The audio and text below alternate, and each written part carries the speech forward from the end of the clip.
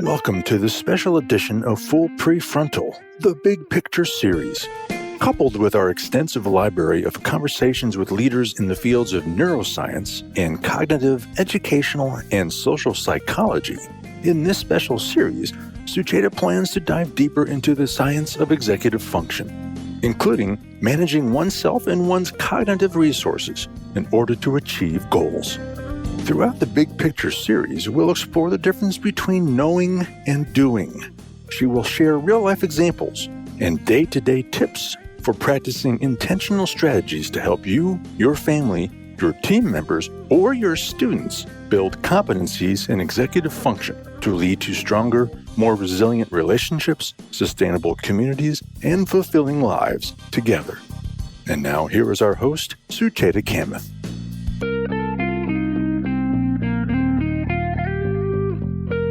And welcome back to Full Prefrontal, where we are exposing the mysteries of executive function. I am here, as always, with our host, Sucheta Kamath. Good morning, Sucheta. I'm looking forward to today's conversation. Good morning, Todd. I'm so happy to be with you, and I can't wait for us to get started with this Big Picture episode. Yeah, so special edition, Big Picture. This is our 5th episode in this Big Picture series. So let's dive into it. I think today we're going to spend some time talking about ADHD. And I'm guessing that that's a psychiatric condition. I mean, I'd be curious to better understand that. So let's dive into it. Honestly, before we begin, I've heard this referred to as ADD or ADHD. Does it really matter? Yes. So I'm so excited to talk about this topic because it is quite disturbing and troubling, and the consequences are quite evident as well as lifelong. Officially, the term is ADHD and not ADD. ADD is a more informal way of referring to ADHD. It has been coined since 1986, if I'm correct, and it's Attention Deficit and Hyperactivity Disorder. But what's so interesting that the term has been around, or the condition, of course, or our acknowledgement of this condition has been around since 1902, I suppose, and all the way until 80s, but it underwent a lot of name change, so to speak. People used to call it many, many things. And finally, we all settled as a culture, particularly in the field of psychiatry, with that particular diagnosis. And yes, it's also not just a psychiatric condition as defined by DSM, but it is a genetic one too. Is a specific and a finite correlation or well-identified correlation to genetics being a problem. In fact, my reading says, and I may not be 100% accurate, but that almost 25 genes have been identified that correlate to ADHD. And the genetic psychologist even used the term hunter-gatherer, hunter gene. That means this idea of being highly alert and quite engaged in change signal has been present. And that's what made people successful hunters. They were not eaten by a tiger because they actually quickly switched their attention to multiple scenarios. So, yeah. Another interesting thing that is almost 11% of the world's population is now identified with ADHD. So it is a condition, all right, and a serious one. 11% of the world's population. I mean, that's over 1 in 10 people on this planet have ADHD. I mean, that's a big deal. So, in thinking further about this, I mean, I imagine this condition was troublesome in the 1700s, right? But can you imagine, I'm thinking about someone suffering from that today with, how glued we are to our cell phones and how social media and so much other noise out there has obviously commoditized our attention. So we're all grappling, but certainly someone with ADHD is grappling with real diminished focus. I mean that's got to exacerbate this issue. So walk us through how someone with ADHD, how do they look, and how do they look and feel different? Yeah, you point out such a brilliant observation that to pay attention itself is so hard, and then add cell phones and social media and technology, and then we are a basket case. So I think what makes sense is before we talk about ADHD, why don't we dive deep into the concept of attention? Attention almost the way casually people use makes you believe that you should be able to do this thing called pay attention, but it's really not that easy. Neuroscientists have identified that we have two systems in the brain, an autopilot or the default mode network, and second one is called task positive network. So let's think a little bit about this from when did we begin to understand this? So if we go back in end of 19th century, psychologist William James described attention. He says that attention is the taking possession by the mind in clear and vivid form of one out of what seems to be several simultaneously possible objects or trains of thoughts.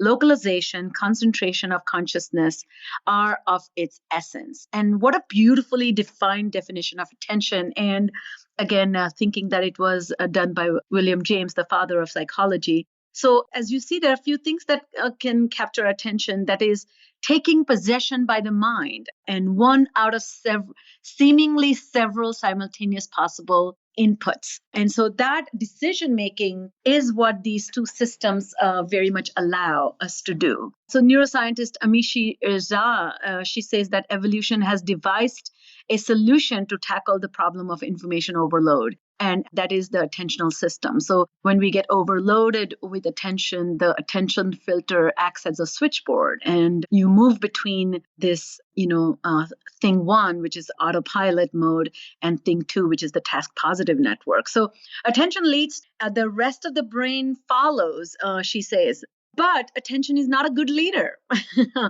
Because what we pay attention to is decided by attention, but it leads the rest of the brain astray. So many people have great insights into the role of attention in information processing or even big picture thinking. A psychologist and author, Alexandra Horowitz, says that attention is an intentional, unapologetic discriminator. It asks what is relevant right now and gears us up to notice only that. So yes, so when we talk about ADHD with that lens, ADHD does not allow that intentional and unapologetic discrimination. And it doesn't really know exactly how to decipher the relevant from the irrelevant. If you allow me to continue to dive deeper with these two attentional systems, paying attention is nothing but switching between these two systems by using an internal mechanism called stop and go system. So we have to literally say stop to information that seems to invade our brain's attention and derail it. And we have to say stop to it. And we have to say yes to things that really matter for our goal pursuit. So by engaging task positive network, we are actually getting things done. And often in my field, we call that executive control. Is this all making sense, Todd? Absolutely. Before you go on, what's the difference between someone like me who, just because I'm using a smartphone or I'm distracted by social media or what have you, I lose focus versus someone who's actually diagnosed with ADHD? I mean, what's the fundamental difference? Yeah, so the fundamental difference is that the inability versus disability is what we're going to talk about. So just to kind of continue to bring this idea that, imagine if you're on a bus. It's going to be hard to imagine because nobody takes buses these days. But if you're on a bus and you are looking at your phone and you have a stop when you need to get off, intermittently you need to look up and kind of scan the context and see how far you are from the stop. And then you can go back to, phone of yours.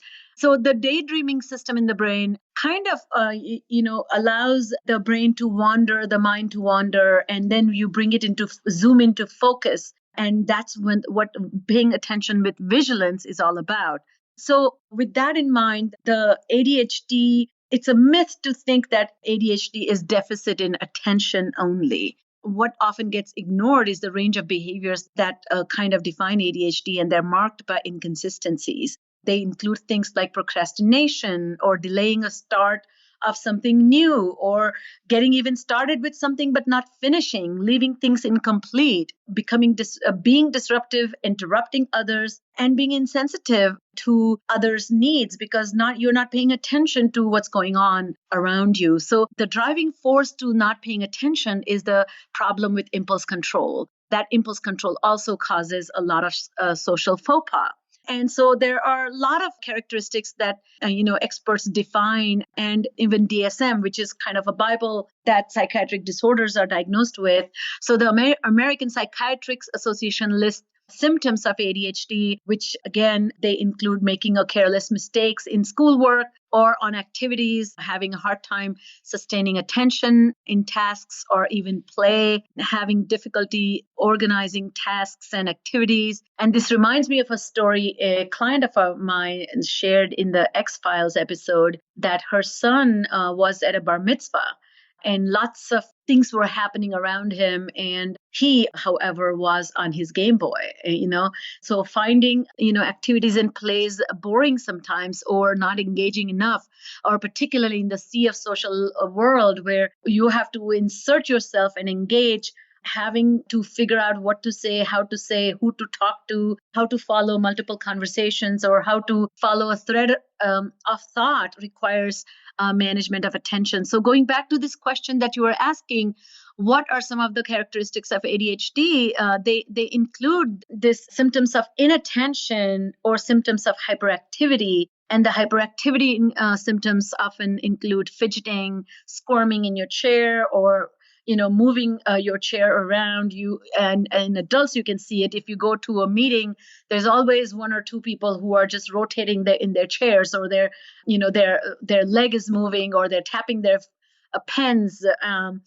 It's inability to stay seated, or when such children, when they're younger, they are climbing things or doing inappropriate things, such as closing and opening doors, or trying to explore things, or taking things apart when it's not the right time or right place, and interrupting others or talking excessively. So this kind of hyperactivity and inattention are the signs of ADHD. And there's a third type, which is the mixed ADHD, which means you have some of this and some of that. But these kinds of symptoms are quite evident when you're younger, and they become less and less evident, but they demonstrate themselves in academic context. And that often comes out as, interrupting the teacher, or asking too many questions on a topic, not letting the teacher lead or keep up with the flow of teaching, or hogging too many turns.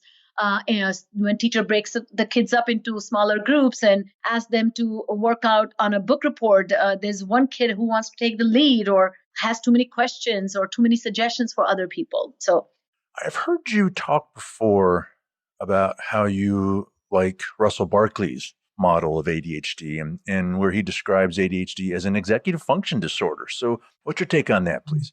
Yeah, and we had Russell on our show, and he is a wonderful researcher and really a champion of helping clinicians understand ADHD. And what I love about the model he talks about, that he describes ADHD as more like a disorder of intention rather than a disorder of attention. So the way to think about this, it's not knowing how and what, but it's mainly when and where. So to get things done, you need to have an intention, and you need to follow up with that intention until it's completely achieved. And that's when I think people lose track of that.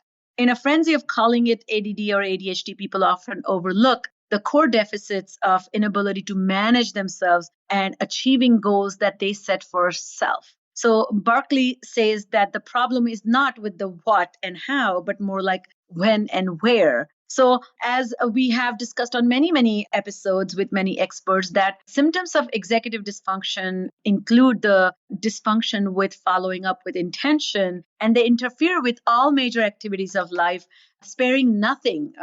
It affects schoolwork, work if you have a job, relationships, long-term financial planning, the quality of life, following up with health goals, financial saving, and even criminality or avoiding criminality. So ADHD affects everything. If you let me elaborate on this, Todd, let's talk about executive function problems in ADHD from Russell Barkley's model. He describes top 5 inabilities. And the first one is inability to control impulses or stop and think before acting. So it's what I want to say or do must be related to what I want to achieve for myself. And as I'm achieving whatever it is for myself, I must be mindful of people wanting to do the same. So the impulse control comes into play, becoming aware and keeping tabs of other people. Like you are right now allowing me to speak, and you are literally engaged in impulse control and you're inhibiting your impulse to say something. And thank you for that, by the way. Oh, trust And me, I have 1,000 questions I want to ask. It's requiring a lot of skill to keep quiet.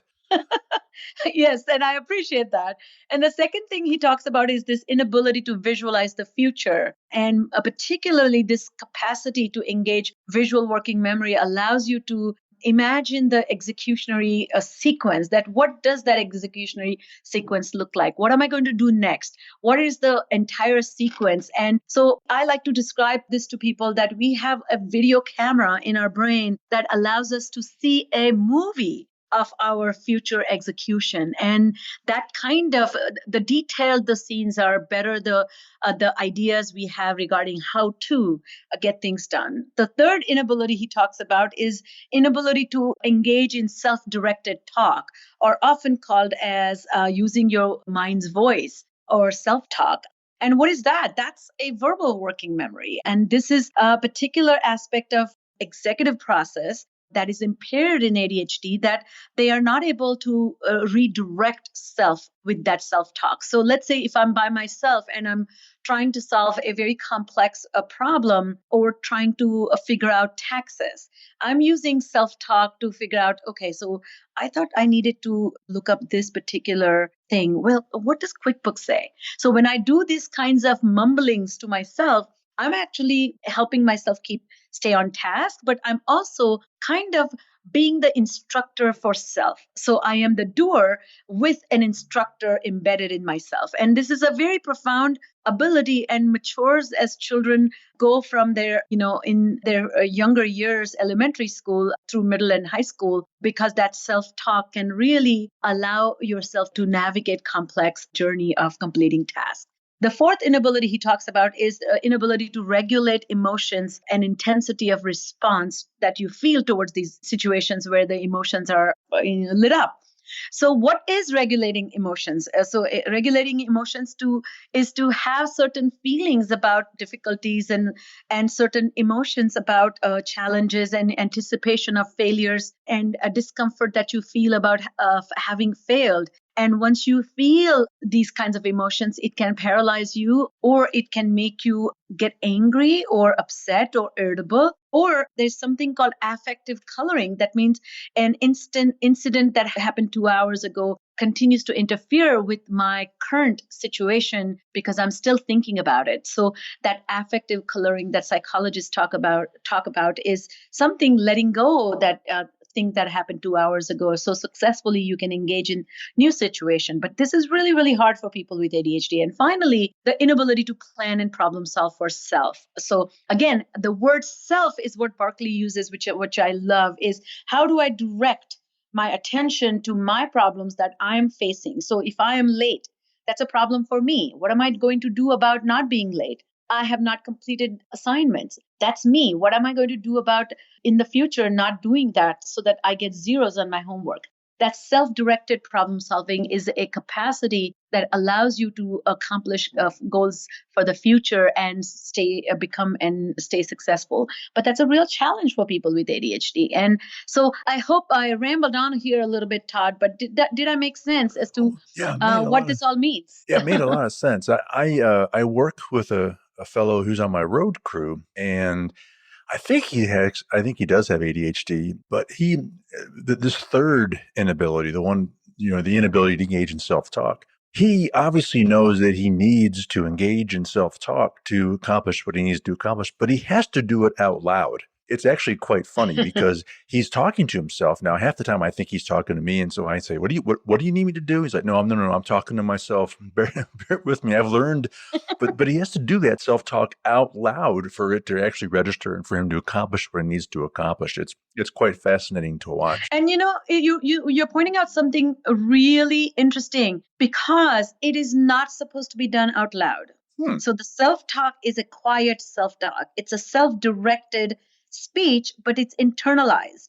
So you are making a reference to something about a failure to internalize that speech comes out as outwardly speaking as you are thinking. And that is a kind of thinking difficulty. I don't know fully without knowing this young man whether it's a sign of ADHD, but a lot of ADHD people need that externalize. In fact, a lot of them get in trouble because they talk during while taking exams. Or they're talking as they're doing assignments in the class when everybody needs the quiet place that will facilitate thinking. And these are the kids who are talking out loud as they're thinking. I'll be darned. I'll have to talk to him about that. All right. Well, moving on. So, gosh, thinking about, and frankly, being quite proud of our growing body of work on this show. We've talked to all kinds of psychologists and psychiatrists and cognitive scientists, multiple educators, and obviously speech and language pathologists. They all have a specific take on ADHD. So walk us through who officially diagnoses ADHD and what does that process involve? What a great question, Todd. Fabulous question. And again, I want listeners to be mindful. I ain't a psychologist or a psychiatrist, and I am not officially in charge of diagnosing people with ADHD. I'm not qualified. I'm a speech and language pathologist. What I'm able to do is I'm able to qualify and quantify functional limitations of people with ADHD and design a treatment plan for them to address their executive dysfunction. So with that in mind, there's one thing that's clear about children or adults with ADHD is that to get to that diagnosis, you need a thorough assessment. And sooner the diagnosis made, better it is for actions to be taken and receiving a good advice as to how life, while things are difficult, and kind of solving the mysteries of, is it me or what's wrong with me? Kind of giving some language to that. So most professionals agree. So before I answer who actually does it, let me kind of talk to you quickly about what the process is. But the most professionals agree that there are three important steps involved. The step one, I would say, is to take a stock of symptoms and then analyze them. And so before you even administer a test, you need to kind of understand the description as to what is it that is hard for you. So many professionals use rating scales, which are nothing but well-researched symptom checklists. And answers to these questions on the checklist are not answered simply by the person who is, let's say, trying to get the diagnosis of ADHD, because self-raters are not always reliable. So multiple raters are, many checklists have multiple raters. That means an observer's perspective on the symptoms is really incredibly valuable. There are checklists or symptom rating scales such as Brief, Vanderbilt, etc. And of course, they are administered by psychologists or some occasions neurobehavioral pediatricians or psychiatrists will in their practices. And so you gather the symptoms. And often what I find in my work is a very thorough history. History is really, really important. The second component is to figure out the differential diagnosis. And that's what psychiatrists can do that. By the way, only psychiatrists can prescribe medicine. And medication, we'll talk in a little bit, but it's a critical element of managing ADHD. But you need something called differential diagnosis. Is there anything else that's going wrong that's causing these symptoms? So take example that a child who's having significant sleep issues or a child who's experiencing a lot of sleep deprivation because there is no particular structure in the household. The child has access to smartphone in his bed and parents go to bed sooner than he does and he is watching shows until 3 a.m. and then next day he's groggy and not waking up and he's cranky. So a lot of times when we are sleep deprived, the symptoms look like you have ADHD. And I'm not saying that sleep is not, we'll talk about that in a second, but sleep problem can coexist with ADHD as well, but that's another issue. Sometimes there may be that the child is anxious or depressed and it's not really a true ADHD, but it's an anxiety disorder. And this worrying about hyper-focusing on a task, unwilling to let go a task may appear like a intense stubbornness or something, but the reason could be something else. There could be a death or even divorce change in family structure that may be causing a lot of stress, which is causing symptoms of inattention or just kind of a dreaminess or checked outness that people may notice in the child. So it's really critical to look at the history and see if there is anything else that is causing this and not the true ADHD. And the third step experts recommend is to look at the comorbid conditions. ADHD is known to have comorbidity, and I'm sorry to use a technical word, but that means it doesn't occur in isolation. There are some other things that coexist with ADHD, such as in some cases oppositional defiant disorder, or in some cases OCD, which is obsessive compulsive disorder, or sometimes anxiety. And sometimes anxiety coexists because of ADHD symptoms, which is not understanding why am I having so many struggles when other people seem to be doing just fine. So as I made this clear that there are specific steps that one needs to take, and there are more formal tests such as neuropsychological tests that actually do the IQ assessment, intellectual assessment, and certain sensitive tests that point out the patterns in learning as well as executive function. That gives a clear picture of the psychological profile and behavioral relationship. And that's done by psychologists. So a psychiatrist and psychologist are the most fitted experts who will make the diagnosis. Got it. All right. Well, thank you for clarifying that. So, gosh, a lot going around through my head right now. I'm still trying to process this notion that 11% of the global population Don't quote has, me on it. That's what I last read, so I could be wrong. well, but it sounds right to me. But it leads me to wonder this thought. Because of so many people, myself included, worrying about our lack of focus sometimes and our ability to get things done, are we over-diagnosing ADHD? Are we under-diagnosing ADHD? I'm wondering about that. And then with all these complaints out there about lack of focus or poor time management, I mean, any words of caution when it comes to investigating some of these complaints? Yeah, and again, I want to warn you and our listeners that I'm not an expert in the way psychiatrist and psychologist would be diagnosing ADHD, but my experience comes from having worked with people with ADHD for 20 years. That diagnosing doesn't really mean slapping a label or giving somebody drugs. And in that sense, because the first line of defense, or so to speak, intervention seems to be recommendation of medicine. A lot of times people feel people are over prescribed. But there's a very specific logic that goes into it. And things that experts are thinking about is, does the child and adult meet the criteria? So forgive me, ADHD is not diagnosed on a whim, or somebody goes, there's no drawing of blood and you determine ADHD, but it is a thorough assessment of behavioral presentation, symptom assessment, history taking, and implications to life. So people have to meet 5 to 6 criteria out of 9 symptoms that are presented. And the symptoms must persist in multiple contexts. It is not adequate to say, well, when the child is doing this, he's having problems, so he must have ADHD. No. It should be translatable to many contexts and observable by many, many people who are functioning in those contexts. So a teacher should be noticing it, a parent should be noticing it, and a tutor should notice it, or a dance teacher should notice it. So there's this kind of that quality of consistency is very, very important. And there may be possibility that some symptoms are exaggerated in some context and not the other, but these symptoms also must have persisted over a long time. So as I was explaining earlier, if a family is going through divorce, the children having incredible amount of distress and uncertainty because who are they going to live with? Are parents ever going to talk to each other? And what's going to happen to me? The child may lose sleep over it. Child maybe lose interest in studies.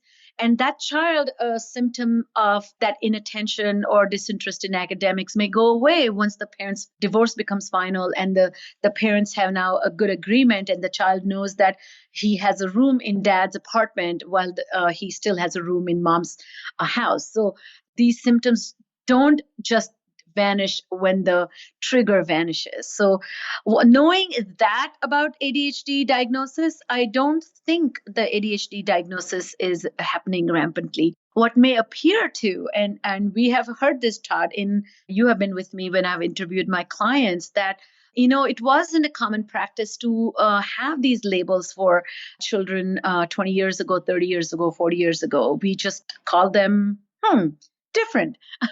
And so we are actually taking care of people's struggles in a more careful way, and we are paying attention to the description with which the child presents and runs into problems in learning. And that's why the diagnosis seems to be happening more so like appropriate way, but more often because we have greater knowledge. At least that's my take on things. Yeah, and it's interesting. As you know, I'm a student of history, and so I read a lot of history books, and they talk about the youth of a lot of these famous people that you read about, and it was obvious that these individuals had ADHD. They didn't call it that then. They did call them an odd individual and unique. So it's funny to see how history treats these individuals. So I guess in closing, two final obvious questions to address with you is obviously, when managing ADHD, I mean, are there any important treatment considerations that we should be thinking about?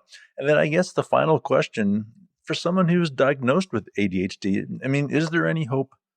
Of course. I mean, wow, we wouldn't be having this conversation if there was no hope. I mean, first of all, I think it's a human condition to be resilient. And so ADHD folks are some of those individuals who are innovators, artists, performers, and they have created something sensational and extraordinary. So yes, the minds are wired, their minds may be wired differently, but their capacity to influence the world is just the same for those without ADHD. So yes, I bring a message of hope for everybody. So there are a few things that we can do as collective societies. First is to change our view about ADHD. Berkeley calls it as ADHD as diabetes of psychiatry, and I really agree. What he means by that we need to consider this as a serious element and it requiring treatment, otherwise having some dire consequences. We need to remember that it's a genetic condition. It is not something that is under conscious control for a person to not have ADHD. So that's a misnomer. Because if you define ADHD as having difficulty with attention, then a colloquial wisdom may say that it is easy for you to control your attention. No, it's not. And it is particularly very difficult for those with ADHD problem. And they don't have just problem with attention, they have problems with executive function. We also need to remember that people with ADHD are not lazy. This is another big perpetuating myth.